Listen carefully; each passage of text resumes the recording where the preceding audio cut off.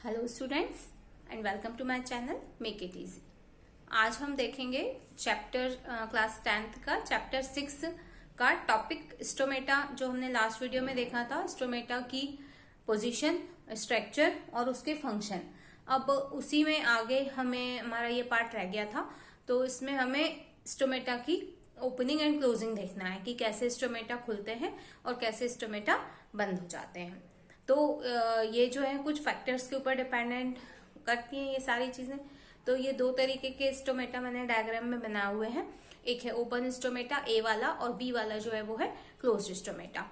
ये मेनली चार स्ट्रक्चर से मिलके बनी हुई एक स्ट्रक्चर होती है स्टोमेटा, जिसमें सबसे बाहर की तरफ आपको डायग्राम में दिख रहा होगा सहायक कोशिकाएं या सब्सिडरी सेल्स, केंद्रक है ना होता है, मतलब जो गार्ड सेल्स हैं। फिर आगे बात करें तो द्वार कोशिकाएं या गार्ड सेल्स के अंदर एक केंद्रक होता है, न्यूक्लियस, क्योंकि प्रत्येक कोशिका में अपना अपना एक केंद्रक होता है। और इसके बाद जो गार्ड सेल्स हैं उनके अंदर हरित लवक या क्लोरोप्लास्ट होता है, जो कि सनलाइट को ट्रैप करने का काम करता है। तो इस तरीके से ये दो तरीके के स्टोमेटा है, जिसमें ये जो गार्ड सेल होती है सबसे जो इम्पोर्टेंट रोल प्ले करती है स्टोमेटा के ओपनिंग और क्लोजिंग में, वो गार्ड सेल होती है।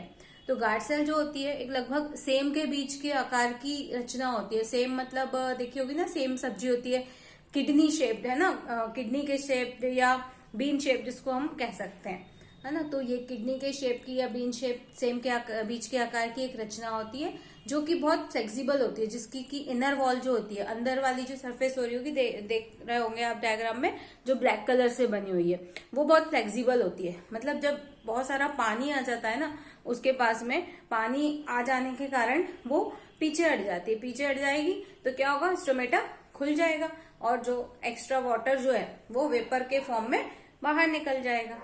तो स्टोमेटा जो है वो खुल जाएगा। और जब बंद होना होगा स्टोमेटा को, जब पानी निकल जाएगा, तो वापस से वो अपनी पुरानी अवस्था में आ जाएगा, माने चपटा हो जाएगा, फ्लैसिड हो जाएगा, और स्टोमेटा जो है वो क्लोज हो जाएगा। मतलब जो दोनों वॉल्स हैं, जो दोनों मेम्ब्रेन हैं अंदर की तरफ वाली, वो दोनों पास पास आ जाएंगी और स्टोमेटा जो है वो क्लोज हो जाएगा।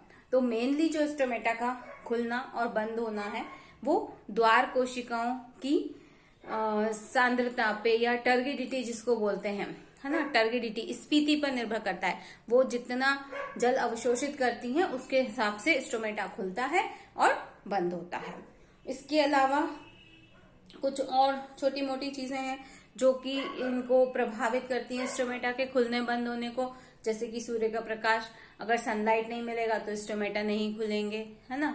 तो इस तरीके के भी कुछ फैक्टर्स हैं जो कि इनको स्टोमेटा की ओपनिंग और क्लोजिंग को इफेक्ट करते हैं। तो स्टूडेंट्स, ये वाला जो पार्ट था हमारा न्यूट्रिशन इन प्लांट्स, या बोले तो ऑटोट्रॉफिक न्यूट्रिशन या स्वपोषी पोषण, जो है वो यहाँ पे आके कंप्लीट होता है। इसके बाद कुछ छोटी मोटी बातें हैं, जैसे कि कुछ फैक्टर्स होते हैं जो फोटोसिंथेसिस के लिए बहुत ज्यादा जरूरी होते हैं।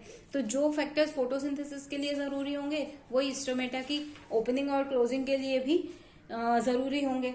जैसे कि सनलाइट है, सनलाइट के बिना ये काम भी नहीं होगा, क्लोरोप्लास्ट के बिना भी ओपनिंग क्लोजिंग नहीं होगी स्टोमेटा की।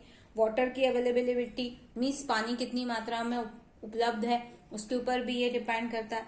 तो इस तरीके से ये दो तीन जो फैक्टर्स हैं, सबसे मेन है अपना वाटर, इसके बाद है क्लोरोफिल और CO2। ये तीनों चीजों का और सनलाइट, इन चारों का प्रेजेंट होना बहुत ज्यादा जरूरी होता है इस प्रोसेस को स्टार्ट करने के लिए। तो इस तरीके से ये वाला पार्ट हमारा जो है वो एंड होता है। अब हम नेक्स्ट पार्ट में हिटोट्रोफिक न्यूट्रिशन या बोले तो एनिमल्स न्यूट्रिशन या न्यूट्रिशन इन एनिमल्स जो है वो हम स्टार्ट करेंगे, जो कि आपके सिलेबस में अमीबा हमें पढ़ना है। सबसे ज्यादा जो डिटेल में हमें पढ़ना है अमीबा, और फिर न्यूट्रिशन इन ह्यूमन भी थोड़ा सा पढ़ना है। Okay, bye bye, take care.